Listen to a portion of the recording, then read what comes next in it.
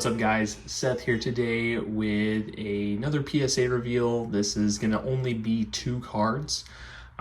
We had these 2 cards that I had won in different breaks, and they were on the higher end if they graded out to be a PSA 10. So I sent them in the beginning of July and they got back pretty quickly for PSA standards, and so we're going to go ahead and do a PSA reveal. But I'm also going to talk a little bit more about breaking. I've mentioned it a few different times when it comes to just joining them and trying to get cards, as well as just what it is that they are, and we'll explain them a little bit better. So I'm going to go ahead and start opening this. Obviously don't want to delay the satisfaction of seeing what these are. I do already know what these are, but I also just wanted to give a little more info and transparency with this, because a lot of the PSA reveals, I feel like they kind of just show and, you know, say how much money they're expecting to make. Grab that stuff with personal information out of the way. This, I'm going to go a little bit more into just how much I spent on the teams that were bought and how much I'm expecting to make from these cards. This will kind of be an anomaly because I would say about 90% of the time you are not making your money back. And the biggest advice I could give to anybody who is thinking about joining breaks or who hasn't joined a break and is like, oh, that definitely seems interesting, it would be to only spend money that you can afford to lose. Definitely didn't do that, and unfortunately it has cut back on the amount of content that we've been able to put out, but we're slowly but surely making our money back and just still bringing stuff to you guys. But I'm gonna go ahead and get into this first card. So this was one, I think it was back in April, and I joined, and I'll have a screenshot of the receipt and everything. I joined a break where they were ripping Prism Retail, the Prism Retail box, and a few other things. And this was my big hit. It was an Anthony Richardson white and black checker. And these, just gonna go ahead and show you guys, it got a PSA 10. And right now, I think it's doing anywhere from $900 to $1,000. So I spent about $67 after taxes and shipping.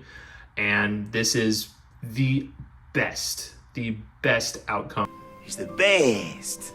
I love it. You could possibly happen. That you could possibly have, like, getting this big of a hit. Because even if I had, you know, not graded this could have sold raw for like $400 to $500, and that's 10xing your money on joining a break.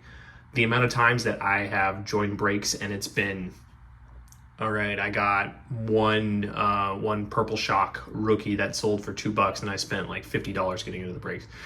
That is unfortunately the majority of the outcomes that you're going to run into. And it really was something that I unfortunately did not learn and should have learned a lot more quickly. But there is just so much around breaking, and you just really get, you buy into the hype and just all of the things that are going on with it. As well as there are breakers out there who will unfortunately hype up cards that are maybe $5 cards when you spent $100 to get into the break. So this is the best outcome that you could have. Hitting that massive card for, you know, for me, it was, you know, I was buying into one of the guys over on WhatNot, bought into his break, supporting another small creator. Shout out to you, GB Muns. And he hit this for me, and it was literally the only team I bought. You know, there were other people who bought multiple teams who did not hit a big card. I very easily could have been one of those people, but instead I was super fortunate, super lucky that I got this. And yeah, these black and white checkers and the red and black checkers, they can be very hard to tend. The centering and everything like that, it can just be very hard. So that is best case scenario, right? You hit massive card and you're able to send it off to grading if you have the money to do it, and it comes back at 10. This one is another really great card. CJ Stroud Hollow. I hit it with a group called We the Hobby over on WhatNot. Fun, fantastic group. Love watching their breaks. But again, it's the case that if, you know, I've had some breaks that I've joined over there that didn't hit anything, and their breaks are normally on the more expensive side. Normally, you know, teams are like $200-$300, and this was one where I paid $450 for the Texans, and this CJ Stroud Hollow raw is going for about $200. In a 10, it's going for around $500. So after grading and shipping and everything like that, I may break even. So it's hard when that is the outcome. When breaking even, when hitting an absolutely massive card like this is you breaking even. So yeah, it really just, it kind of speaks to the dangers of breaking. Again, if you hit the lottery or you are doing super well and you have that excess money to where you can just join as many breaks as you want and just do what you want, have at it, go for it. But there are a lot more people who, unfortunately, and you know, I've seen people joke about it a little too much on breaks to where I can't tell if they're joking or if they're serious, but just basically say stuff like, "Oh, don't worry, that's only my third credit card I maxed out this week," and it's like, is that really what you're doing in order to try and win these cards? Like, or people being like, well, you know, I've already spent 20 grand, so what's another 1,000 to try and make sure that I make back like 3 or 4 grand? It's like, it's out of control. It's a side of the hobby that I think has brought more people in, but there's still so many negative sides to it that I don't think the people who do it correctly, they are far outweighed by the people who do it incorrectly.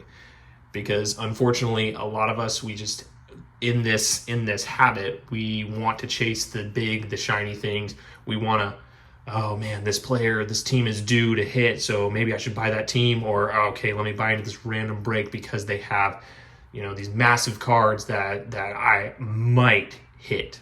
And then you may end up with $50 worth of cards for spending $1,000.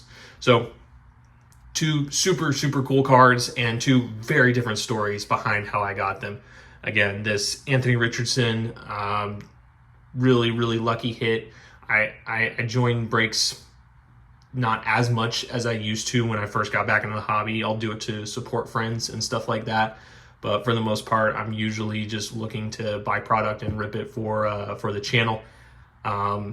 Yeah, these ones were ones I got back in March and April, I think, maybe May. But yeah, some super, super cool cards. Very happy that they both 10'd, because that just means that I'll have a better chance of making a little money back and being able to pay off the credit cards that they're currently on.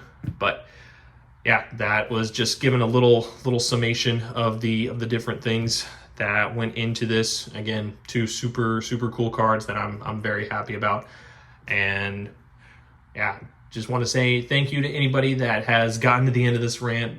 Love everybody that is subscribed and just continues to watch. And even if you're watching and not subscribed, appreciate that as well. But we would love for you to subscribe and just be able to support the channel in that way. Yeah, we're just looking forward to all the stuff that's right around the corner with the 2024 season, and really just looking forward to a fun time ripping the new 2024 product and everything that's coming out. But until next time, guys, stay ripping.